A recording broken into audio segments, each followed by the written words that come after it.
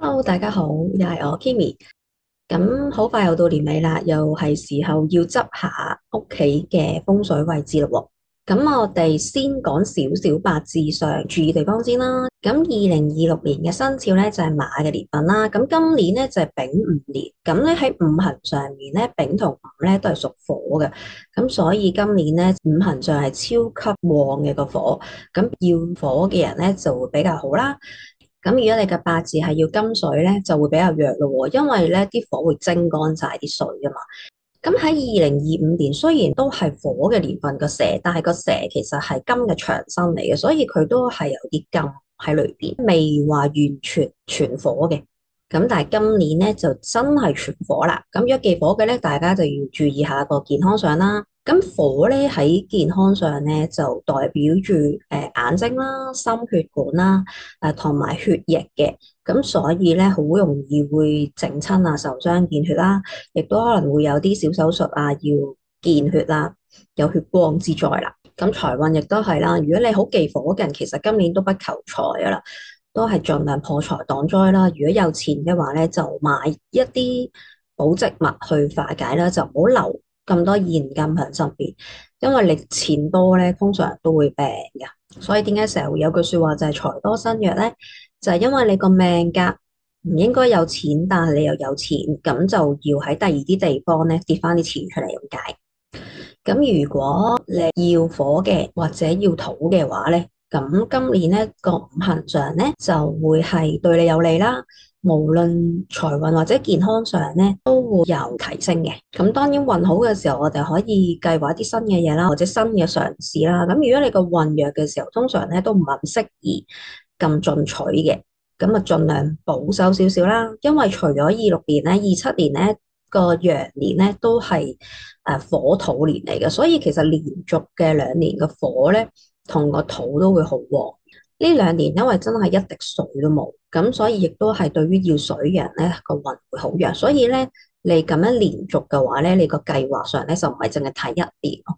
咁所以要保守啲，有啲嘢如果開咗個頭，咁你接住2年嘅運都唔係咁好嘅時候，你又就要捱2年咯。咁生肖方面咧，馬嘅本命年啦，今年就叫做咁。雖然咧就話本命太歲咧，其實主要就係變動，又唔係話一定好差。咁不過咧，有4個生肖嘅本命年咧，佢係自帶刑害嘅，代表咧容易自尋煩惱啊。咁呢4個生肖咧就係馬啦、龍啦、雞啦同埋豬呢4個。所以逢係呢4個生肖嘅本命年咧，佢哋就算有變動都好啦，佢哋嘅心情通常都係麻麻地嘅，因為刑害咧通常都係代表嗰年唔係咁開心，咁有機會係自刑，其實代表自尋煩惱，容易自己諗多咗啊，或者係諗唔通咁，你咪容易無限 loop 咁樣咯。咁除咗本命太歲係馬之外咧，咁沖太歲咧就係老鼠啦，因為老鼠同馬咧就係六沖嘅。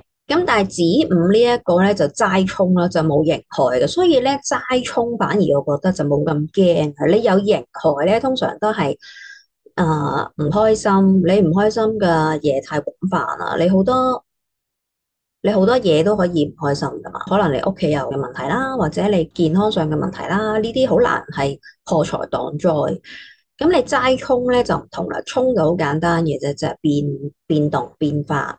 咁你有變化，基本上咧就化解，你都可以變得好開心噶嘛。咁所以沖太歲咧就一定要變動，唔變動嘅話咧，咁水火沖就係講緊健康容易見血受傷噶啦。咁另外兔咧就係叫做破太歲，咁牛咧就係害太歲。咁咧呢兩個嘅犯太歲咧就係再次一級啦，即係冇嚴重嘅。咁破咧就即係破壞啦、破財啦、破裂啊、關係反面啊呢啲啦，即係人事上嘅問題多。咁害太歲都係類似噶啦，都係譬如被加害啊咁樣，有呢一類嘅問題啦，所以都係主要係人事啊、財運上嘅問題多嘅，但係就變咗輕騎好多噶啦，可能只係嗰年係好多是非啦。通常犯太歲其實無論你沖啊、犯啊、刑啊、害啊、破，多多少少都一定係人事嘅問題嚟噶啦。本來啲關係冇乜嘢噶嘛，好地地突然間喺呢啲年份咧，可能就會嗌交啊、反目啊咁樣咯。咁所以通常喺呢啲年份咧，尤其是如果你知道係論刑害呢啲咧，就盡量唔好有合作啦。咁如果你有份犯太歲，容易有變化嘅，咁個變化咧主要就係轉下工啊。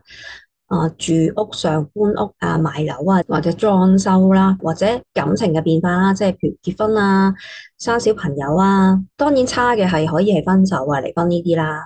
咁我哋講好嘅就係用呢啲變動去化解啦。咁啊最好年頭嘅時候咧就去捐血啊，自製一啲見血去化解咯。即係譬如如果咁啱你有剝牙、有智慧齒要剝牙，又或者你有啲蛀牙要整啦，咁你咪去整牙咯。